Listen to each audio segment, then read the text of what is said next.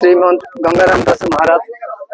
रामदेव परिषद पुरी ये जो सु अनुष्ठान वर्तमान शोभा दिवस दीर्घ 1962 मसीह आलोचना होता से प्रचेषा चलते समस्त सहयोग किंतु आर सुप्रतिष्ठा होती 1978 मसीह प्रतिष्ठा करागला से दिन आज आज पर्यंत जीवित रही ओडिशार प्रथम अनुष्ठान भाव परिचित हो आर मूल प्रतिष्ठा होती परमहंस पंडित श्री रामरतन दास महाराज तो कर कमल प्रतिष्ठा होती यार मुख्य उद्योक्ता होती आमर वयोज्येष्ठ मैंने प्राय चलीगले आउ केत जन अच्छा वासुदेव सावत गोदावरी साहु राधाकृष्ण साहु भजराम साहु इत्यादि समस्त अच्छा से द्वारा होता कि अभिप्राय आशीर्वाद प्रभु अनुकंपा गुरुजी सुदृष्टि युवक मैंने आगे अनुष्ठान बहुत उन्नति कर आगे बंची उन्नति चलो आर चेष्टा है रामचरित मानस रामायण भागवत गीता भगवत चिंता भगवत प्राप्त प्रचेषा कर समस्त प्रचार हम समस्त जनजीवन भितर हृदय भितर बास कर समस्त अग्रणी भाव में आर अग्रति कर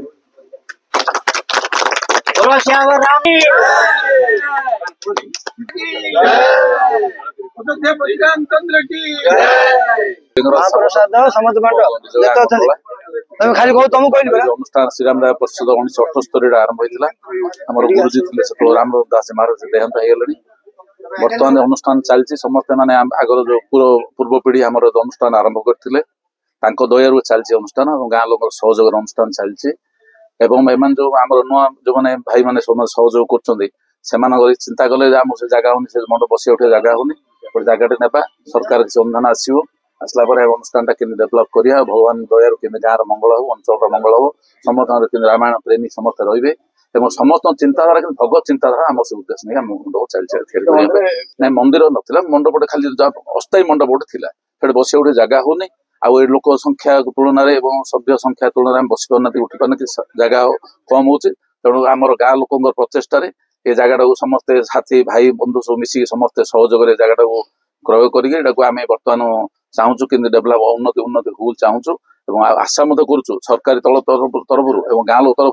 किमी निश्चित भाव संपूर्ण काम ही लोक सेवार लगे मो एडवोकेट प्रशांत कुमार साहू गुंडला ग्राम पंचायत समिति सभ्य ओडिशार जिते रामचरित मानस जो अच्छी पुरी पर यहाँ हूँ द्वितीय बहुत पुरातन अनुष्ठान दीर्घ 50 वर्ष अनुष्ठान आज वर्तमान राम भगवान राम मर्यादा पुरुष रघुकुल तिलक नयनाभि राम रामचंद्र दिव्य आस्थान गोटे एठारे निर्माण हम ए संपर्क आम उच्च कर्तृपक्ष दृष्टि आकर्षण करूँ ग्रामवासी मान बुद्धिजीवी मान यथारीति सहयोग रोचे मंदिर टी गोटे दिव्य आस्थान प्रतिष्ठा हो एवं भगवत चिंताधारा समस्ते युवपीढ़ी उद्बुद्ध हूँ से आम सदा सर्वदा चेष्टित होचु अनुष्ठान को आगामी दिन में आउर किबरी उत्तर उत्तर उन्नति हम से समस्त सहयोग मु कामना कर।